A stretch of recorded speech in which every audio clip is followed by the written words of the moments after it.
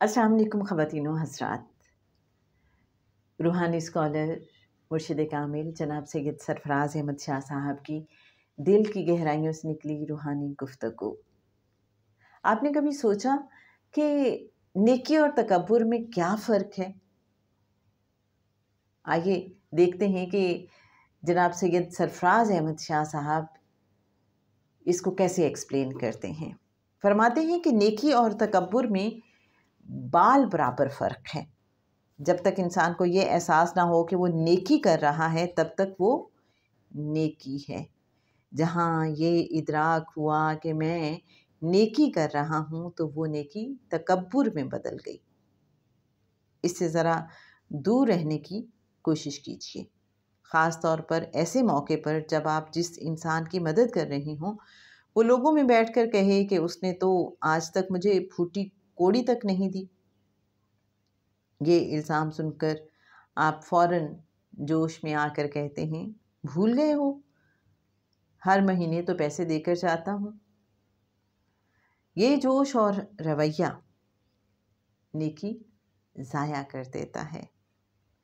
इसका बेहतरीन हल ये है कि इंसान मुस्कुराते हुए कह दे, भाई दुआ कीजिए अल्लाह मुझे तौफ़ीक दे कि मैं आपकी खिदमत कर सकूं। बस इतनी सी बात पर इंसान की बचत हो गई। बहुत सी बातों का जवाब एक मुस्कुराहट से दे दिया कीजिए। दूसरों के एतराज़ात खंदा पेशानी से सुन लिया कीजिए।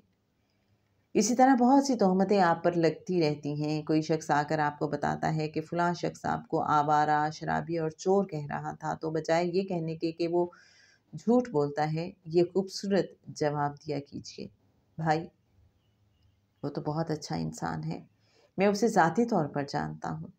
अगर इतने अच्छे इंसान ने मेरे बारे में ये सब कहा है तो यकीन कर लो कि मेरे अंदर ये खामियां मौजूद हैं, वरना इतना अच्छा इंसान मेरे बारे में ऐसी गलत बात क्यों कहता। ये रवैया अपनाने के बाद तमाशा देखिए कि रब ताला की तरफ से कैसे आपके लिए मदद आती है। तो मेरे अच्छे नाज़रीन, क्या ज़बरदस्त अंदाज़ है ना शाह साहब का। मुझे तो लगता है मरहम रखने वाला अंदाज़ है, तसल्ली देने वाला, क्योंकि हर इंसान को इस तरह के फ़ेज़ से कभी ना कभी गुज़रना पड़ता है जब लोग हमारे सही को भी गलत कह रहे होते हैं और तोहमतें भी लगा रहे होते हैं। तो ऐसे में शाह साहब ने फरमाया कि बस एक मुस्कुराहट उसका जवाब है। अपने आप को डिफेंड ना करें और ना अपने आप को नेक ज़ाहिर करने की कोशिश करें।